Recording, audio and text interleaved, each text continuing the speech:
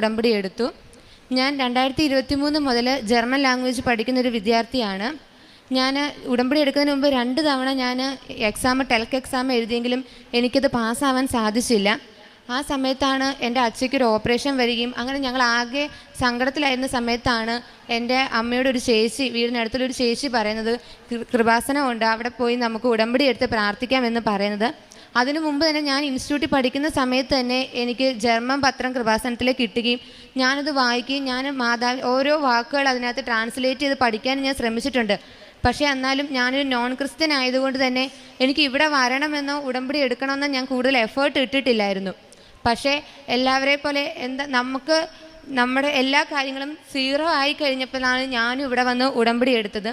അത് കഴിഞ്ഞ് ഉടമ്പടി എടുത്തു കഴിഞ്ഞ് പിറ്റേ മാസം എനിക്ക് ട്രിവാൻഡ്രത്ത് വെച്ച് എനിക്ക് ഗോയിത്തയിൽ 4 മൊഡ്യൂളിന് ഡേറ്റ് കിട്ടി. ഞാൻ ബ്ലെസ്സിങ്ങിനായിട്ട് ജോസഫസിനെ വന്ന് കാണുകയും ചെയ്തു.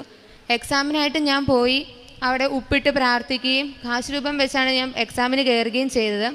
ചെന്ന് എനിക്ക് ലിസണിങ്ങും റീഡിങ്ങും റൈറ്റിങ്ങും സ്പീക്കിങ്ങും ആയിരുന്നു ഉണ്ടായിരുന്നത്. ഞാൻ 4 എക്സാമും കഴിഞ്ഞു.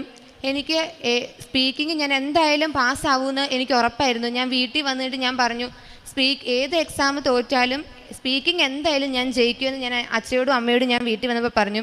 പക്ഷേ 30 ദിവസം കഴിഞ്ഞ് റിസൾട്ട് വന്നപ്പം ഞാൻ സ്പീക്കിങ്ങിന് തോറ്റുപോവുകയും എനിക്ക് റൈറ്റിംഗ് ഞാൻ പാസ്സാവുകയും ചെയ്തു.